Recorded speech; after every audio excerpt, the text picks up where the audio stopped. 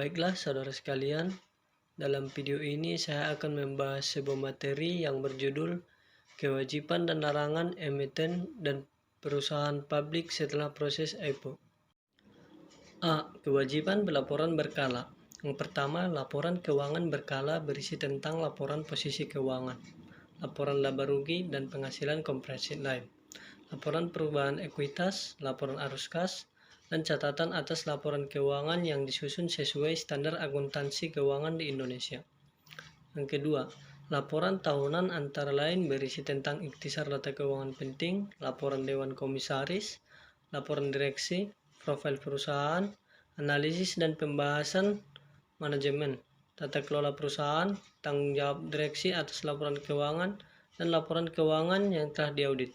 Waktu penyampaian paling lambat 4 bulan setelah tahun buku berakhir.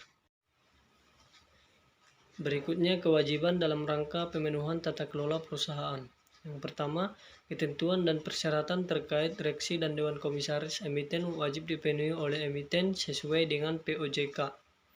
Direksi adalah organ emiten yang berwenang dan bertanggung jawab penuh atas pengurusan perusahaan.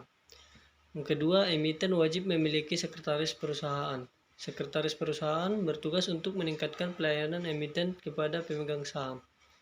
Yang ketiga, emiten wajib memiliki fungsi nominasi dan remunerasi. Pelaksanaan fungsi nominasi dan remunerasi wajib dilaksanakan oleh Dewan Komisaris. C. Kewajiban pelaporan insidentif.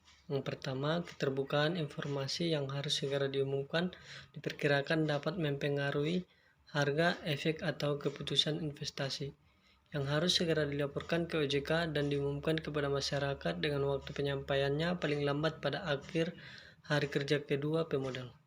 Yang kedua, keterbukaan informasi bagi emiten yang dimohonkan valid, berisi kegagalan atau ketidakmampuan menghindari kegagalan membayarkan kewajiban kepada pemberi pinjaman yang tidak terafiliasi dan wajib menyampaikan kepada OJK.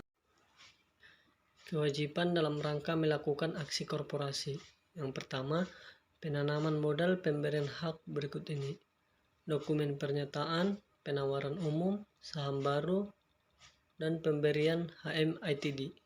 Yang kedua, penanaman modal tanpa pemberian hak memesan. Yang ketiga, penerbitan saham bonus. Emiten wajib menyampaikan dokumen keterbukaan informasi berisi laporan informasi terkait sumber kapitalisasi modal yang menjadi saham bonus, rasio pembagian saham bonus, dasar penetapan harga, dan prosedurnya. Transaksi afiliasi. Emiten wajib menyampaikan dokumen keterbukaan informasi berisi laporan perusahaan yang melakukan transaksi dengan pihak terafiliasinya, yang wajib melakukan keterbukaan informasi kepada OJK serta mengumumkan kepada masyarakat paling lambat akhir hari kerja kedua setelah terjadinya transaksi. Yang kelima, perusahaan terbuka yang melakukan transaksi. A. Mengumumkan penilaian untuk menentukan nilai wajar dari objek transaksi benturan kepentingan dan atau kewajaran transaksi. B. Mengumumkan keterbukaan informasi atas setiap transaksi benturan kepentingan kepada masyarakat. 6. Perusahaan terbuka yang akan melakukan transaksi material wajib. A. Menggunakan penilaian untuk menentukan nilai wajar dari objek transaksi material dan atau kewajaran transaksi yang dimaksud. B. Mengumumkan keterbukaan informasi atas setiap transaksi material kepada masyarakat. Selanjutnya, larangan emiten dan perusahaan publik.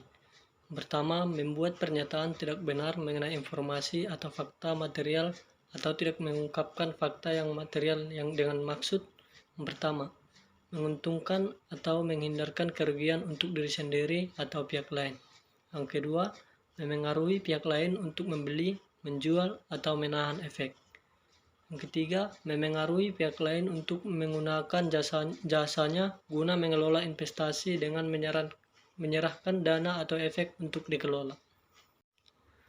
2. Setiap pihak dilarang dengan cara apapun membuat pernyataan atau memberikan keterangan yang tidak benar atau menyesatkan sehingga memengaruhi harga efek apabila pada saat pernyataan dibuat atau keterangan diberikan. A. Pihak yang bersangkutan mengetahui atau sepatutnya mengetahui bahwa pernyataan atau keterangan tersebut tidak benar atau menyesatkan, dan atau pihak yang bersangkutan tidak cukup berhati-hati dalam menentukan kebenaran dari pernyataan atau keterangan tersebut. Yang ketiga, memberikan informasi menyesatkan kepada OJK. 4.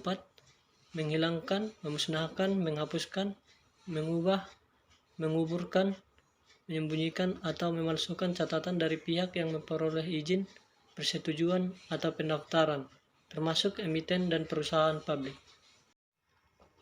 Kesimpulan, setelah proses IPO, emiten dari perusahaan publik memiliki kewajiban dan larangan yang harus dipatuhi. Kewajiban tersebut meliputi pengungkapan informasi yang jelas dan transparan, serta menjaga kepatuhan terhadap peraturan pasar modal. Sementara larangan meliputi tindakan manipulasi pasar dan insider trading.